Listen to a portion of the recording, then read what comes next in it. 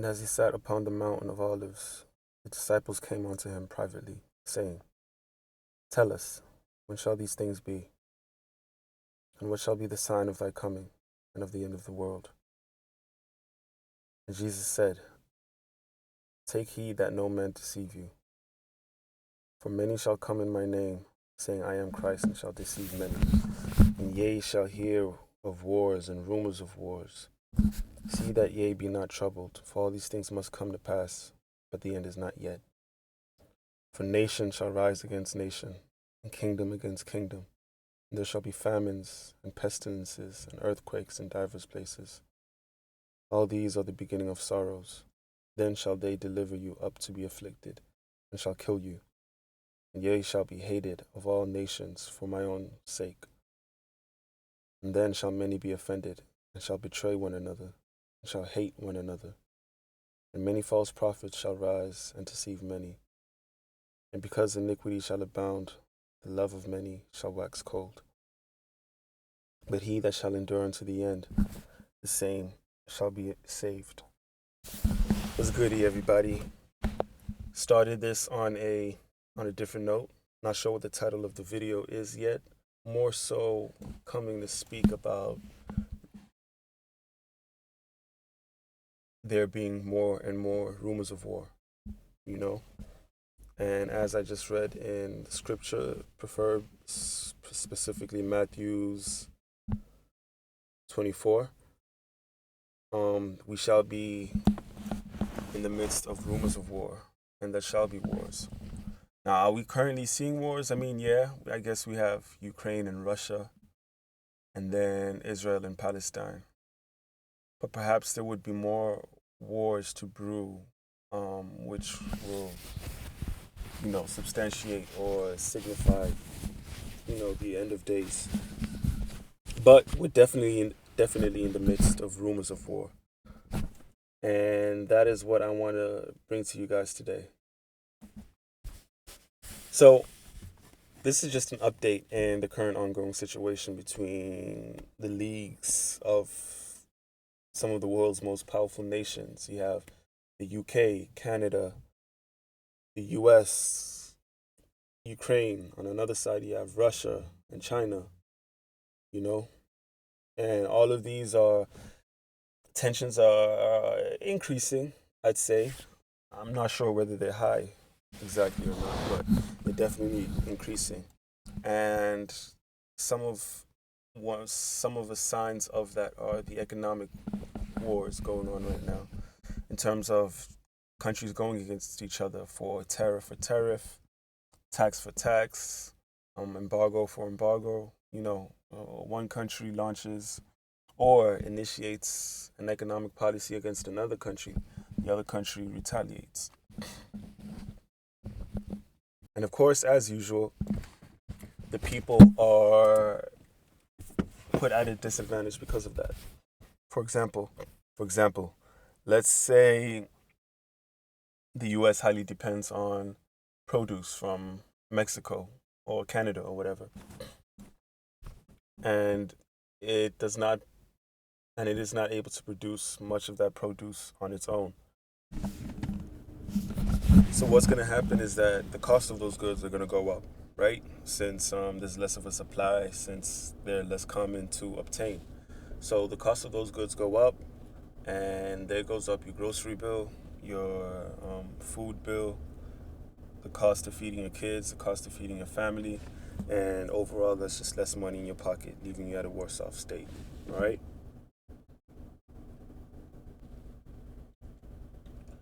So now, in this article, we're looking at more of those warfare promises, but not economically. This is more so like actual warfare, like death and murder and stuff.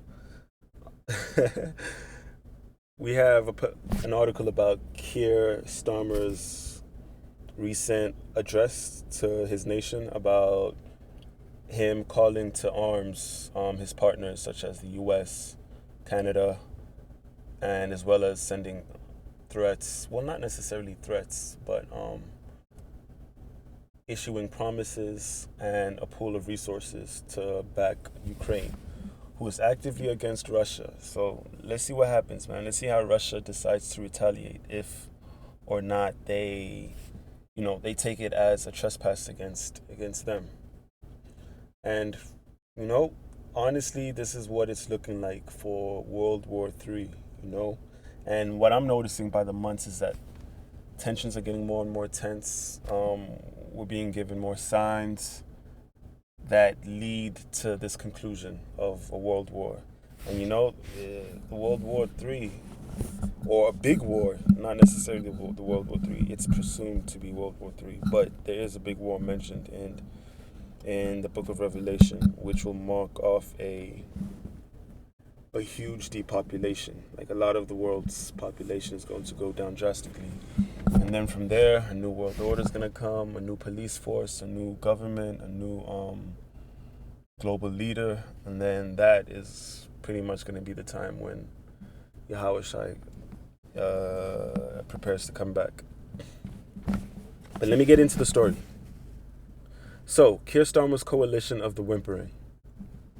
European elites are pushing for a war they are not prepared to fight against an enemy that they cannot defeat without pushing the world to the edge of nuclear Armageddon. At that point, all bets are off. British Prime Minister Keir Starmer closed out what amounted to a war summit in London Sunday by pledging more billions for missiles to Ukraine and committing to British boots on the ground and planes in the sky. He called for a coalition of the willing to bolster his war effort against Russia. No longer satisfied to use Ukraine as a proxy, he now wants to sacrifice his own nation's sons and daughters. If he and his evil twin in Paris can't get their way, they will launch strikes against Russia. Hey, man, in no way, shape, or form do I side with the author of this article or the person who's behind this website. I'm just reading the facts of it. You got to separate the meat from the bones. I'm not, emotionally invested in talking down upon certain nations, this nation and that nation. It just is what it is. All right, if he and his evil twin in Paris can get their way, they will launch strike attacks against Russia, get their soldiers killed, then play the victim and hope this is enough to drag America into their self-provoked war with Russia. At that point, all bets are off and we launch recklessly into World War III. Watch Starmer below addressing his fellow Europeans, saying they are doubling down on their support for Ukraine and its border war with Russia. Remember, as you listen to Starmer's rantings, Ukraine is not a NATO member, but the Euro elites talk about the country as if it is, with no risk, even the risk of nuclear holocaust being too high for the preservation of this one country's borders. Ask yourself, why? Why is this country's borders so scared when so many other countries around the world have ongoing border disputes and nobody cares? I'm not going to play the video because I'm outside right now and I don't really have a connection to a good internet, to a good stable Wi-Fi. But what he said in the video is pretty much summarized in the text below. Hey, side note here, man. Did any of you guys watch the exchange between Trump and Zelensky, the president of Ukraine? That was a little funny how they went back and forth like that. How they just went back and forth like kids in a high school class, man. It's crazy how world leaders, bicker and constantly go back and forth like that. Like Zelensky walked into a dog attack there. And that guy, Trump's right-hand man, he was just glazing Trump the whole conversation, the whole time they spoke. He was just glazing him. Couldn't get Trump out his mouth, boy. But anyways, I digress. All right, so the article continues. Remember, it was former UK Prime Minister Boris Johnson who flew to Kyiv in April 2022, just a couple of months after the full-scale war started with Russia, to talk Zelensky out of making peace with Putin. Britain has always been the main driver of this war, right from the beginning. But are they capable of engaging Russia in direct military conflict, even with the help of France and a few others in the coalition of the willing? Zelensky has previously said European partners would need to station 100 to 150,000 soldiers in Ukraine to effectively confront Russia and get it to pull out of Ukraine. Trump has ruled out sending American troops, so that means Europe will have to go at it alone, something Europe is not known for doing. This guy is very biased in his articles, whoever he is. The UK and France are considering deploying a much smaller European-led peacekeeping force with up to 30,000 soldiers, the Telegraph reported. Apart from the UK, Canada and France, other countries remain reticent about sending their troops to Ukraine, citing concerns over the escalation and limited military resources. According to the Washington Post, Starmer said world leaders had agreed to keep military aid flown to Ukraine and to continue to help the country bolster its defense capabilities in the event of a peace deal. He also announced a new $3 billion loan for Ukraine, backed by profits from frozen Russian assets. I wonder how Russia feels about that. And a $2 billion loan in export finance for the country to purchase missiles. Oh my gosh. There's going to be more missiles in the atmosphere, in the ether. And I don't know, man, how many of us are going to catch those stray missiles? Hungary's Viktor Orban, who seems to be Europe's only sane leader, said Europe chose war instead of peace at the London summit, adding, "This is bad, dangerous, and mistaken." Slovakia's Robert Fico has also announced he has opted his country out of Europe's war plan. Canada's lame duck Prime Minister Justin Trudeau, of course, is all in. He said over the weekend that Canada would also commit troops to a military coalition, if needed, to keep the war going in Ukraine. Not only do Britain, France, and Canada have not sufficiently trained troops in sufficient numbers to go against Russia, but these countries also do not have the industrial capacity to churn out enough weapons and ammunition that such a fight would require. Remember, the Russians are outproducing NATO countries to 3-1 on the production of the all-important 155mm shells, so crucial to the meat grinder war going on in Ukraine. They know they can't go it alone, but they are all calling Donald Trump's bluff, trying to force his hand to join their war plan. But Trump made it clear he doesn't consider this Russia-Ukraine border war to be America's fight. He wants it over. In a post to Truth Social, Trump said Zelensky's statement Monday to AP that the war could last a very long time was the worst statement that could have been made, and America will not put up with it for much longer. It is what I was saying. This guy doesn't want there to be peace as long as he has American backing, and Europe, in the meeting they had with Zelensky, stated flatly that they cannot do the job without US. Probably not a good statement to have been made in terms of a show of strength against Russia. Donald Trump seems to be trying to realign the world by drawing Russia away from China and into the US orbit. That, if he can pull it off, would be a monumental achievement, and one that would make the world a much safer place. Clearly this guy's pro-Trump. But then again, to each his own. He's not wrong if he admires Trump. But the glaze has to stop, You gotta stop overly glazing niggas. Alright, Russia never saw China as its natural ally. It was forced to explore that relationship by unrelenting lies and provocation from NATO, which has encircled Russia's western flank over the last 20 years by allowing Romania, Poland, Finland, the Baltic nations, and Sweden, among others, into its anti-Russia military alliance, while at the same time offering membership to Ukraine. That sole act of courting Ukraine for NATO membership amounted to a declaration of war against Russia. But what the Europeans didn't bank on was Donald Trump coming in and tearing up their plans for destabilizing Russia, fomenting a regime change and stealing its resources. That was always the plan, as evidenced by a June 23, 2022 congressional hearing titled Decolonizing Russia, a moral and strategic imperative. After the overthrow of the USSR, as reported by Ben Norton, the neoconservative operative and future Vice President Dick Cheney wanted to slice up Russia into several smaller countries. Former U.S. National Security Advisor Zbigniew Brzezinski. Hey, sorry about that. Forgive my pronunciation. But this man even published an article in Elite Foreign Affairs magazine in 1997 proposing to create a loosely confederated Russia composed of a European Russia, a Siberian Republic, and a Far Eastern Republic. They believed if they can just place Putin and install a Western puppet, they'll achieve this unrealistic pipe dream. They clearly don't understand Russia and its proud history of fending off all threats from the West, and that history predates Russia's ascendancy as a nuclear power.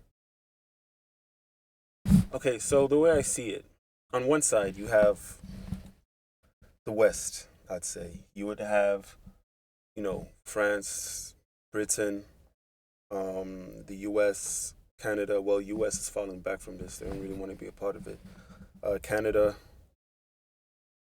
and then on the other side, also including Ukraine, and then on the other side you have Russia, who's very, they're ready for war. Russia's ready for war. They've always been ready for smoke. I read somewhere that so Zelensky, well, the Ukraine and the U.S. had actually tried to, well, not actually tried. They did have a peace treaty. Anyway, they had a peace treaty, right, where they things would be quiet for an X amount of time. I don't know how long, but Putin broke that peace treaty, and he fired bullets at Ukraine. And because of this, Ukraine lost a great amount of trust and a great amount of, goodwill towards Russia. So there's very bitter tension going on between those two nations. Hate coming from both sides. So it's interesting how this will turn out when you have other factors. You have catalysts like the Britain, who's funding, literally feeding billions and billions of dollars towards Ukraine to buy air missiles, to buy fighter jets, also attempts to put more, hundreds of thousands of additional troops in Ukraine to back Ukraine against Russia. And when there's force like that, when there's energy like that, when there's funding like that, it's only a matter of time before Russia says enough is enough, before either they get backing too, or they just recognize an action or a policy or a certain move by any other country except Ukraine to be an act of war, you know? Um, and just like that, now you have more countries entering this war and it being blown up into this huge, well, like most people are calling it World War III, you know? And like the scripture said, man, weary not, for these things must pass. These things shall pass in order for us to get closer to Yahweh Shai coming back. And as scary as that thought may be, as scary as, we get closer to those times, it's just like the best thing you can do is to put your faith and trust in the Most High, and of course also Jesus, Yahweh Shai. And like I say this constantly, time and time again, I got a lot of people, younger people, asking me, how do you do that? How do you, get better at trusting and putting your trust in your heart and trying to hearken closer to the Most High. I'm not a prophet or pastor or a preacher or anything like that. But I definitely know for a fact that consistent prayer every day works. Consistently. You pray before you go to sleep. You pray before you eat. Pray right after you wake up, and fast as well, which is something I got to get back into. It's been a while since I fasted, but that is a great way to, you know, to get the Most High to see you and to hear your prayers. Remember to fast and remember to obey the laws and commandments, man. Read the book of Deuteronomies. Obey the laws and commandments, man. Every day God tries you. God tries what's in your heart, and He tests you even without you knowing. And I believe and I know that if you if you actively seek to obey his laws and commandments, that would translate into your everyday life, so that when you're tested, uh, your answers are correct, you know. But in the meantime, if you guys have any updates, man, let me know. If you guys have any more updates regarding war, World War III, or growing tensions between the countries that was spoken about in this video, remember to stay observant, be circumspect. Try to look for truth of what's going on around you, As the scripture said, don't be deceived. A lot of what's going on right now are smoke screens and lies to get you to, fall into a certain state of mind, to make you feel fear, um, to get you to be in an emotional state, you know. But yeah, man, thank you guys for listening to another video. I'm gonna have one out real soon. You guys aren't gonna wait as long as you did for this one. But I really do appreciate you guys for listening. Keep praying to the Most High.